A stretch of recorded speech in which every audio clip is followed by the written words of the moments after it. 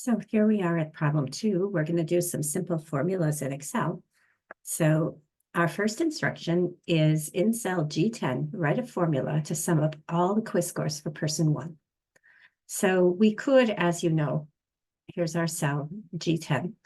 We could just type in equals 6 plus 8 and so forth. But we know that we're likely to make a mistake if we just start entering numbers. The risk of making a mistake is pretty great. We also know that we could click in cell references. We could just go equals and click in C10, put our plus sign, click in D10, and so forth. But we know that that would be tedious, especially if we get a lot of data cells.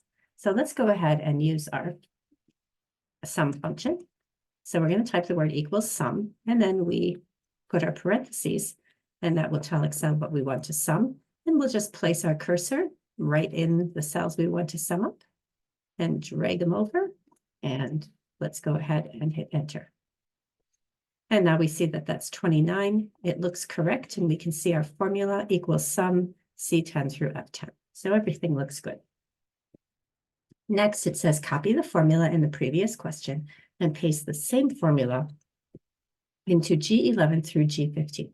So let's go ahead and select that cell from the previous question and copy it. You can copy it by doing Control-C, which is what I usually do, or you can right-click and find copy,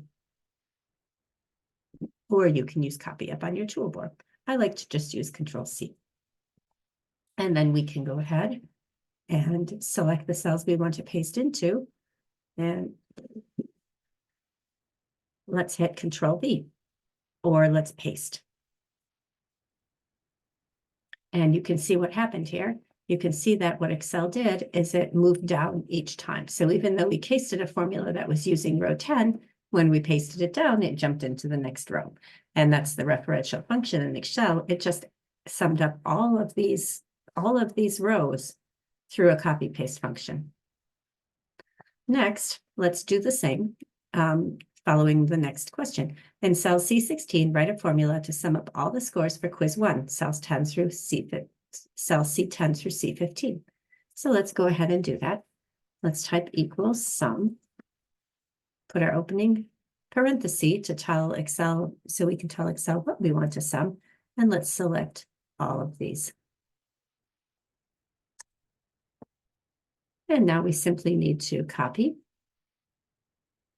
You can see that it's copied because it has that vibrating line around it, and we will paste.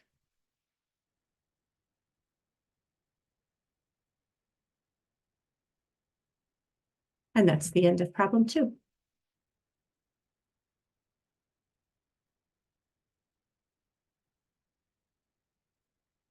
And in problem 3, all you're doing is gathering and entering data. So you're going to be, if you look at the question, it says ask two adults that you know to complete the survey linked in the blue box below and enter their information in the appropriate green cells. Use the tab key jump from one cell to the next, follow the instructions in the gray box. So basically what you're going to do is you're going to look at this survey, and there's links in this problem to either a printable survey or a fillable survey. So we'll click on that, and you'll see what will come up will be a survey that you can actually write into. And you're just asked to get certain pieces of information. And if you'd rather just do this by hand instead of trying to write it on your computer, then you can simply click on the printable survey. And this one's a little bit more user-friendly, but you can't enter data into it because it's a PDF. And so you'll see what it looks like. So you're just going to ask 2 people to take this survey. Notice that the very last question on the survey asks them to take the Big 5 personality inventory, and then you're going to just enter their scores below. So once you get all the scores for somebody, you're simply going to enter the information in. So if their age, it says enter it in years, whole numbers only, so don't say 29 and a half. So the age is 29. Maybe you can use your tab key to get to the next item. My computer's real sluggish today. It says enter female, male, or prefer not to say, so let's say female. height, it says enter in inches. You know, don't put 5 feet, 5 inches. If that's the height they are, put 65 inches and so forth. So you're just going to be giving the survey and entering the data. And the nice thing about this is we will be combining your data with students from previous semesters, and we'll be using it actually for some of our problems this semester. So hopefully you found this little demo to be helpful, and let me know if you have any questions.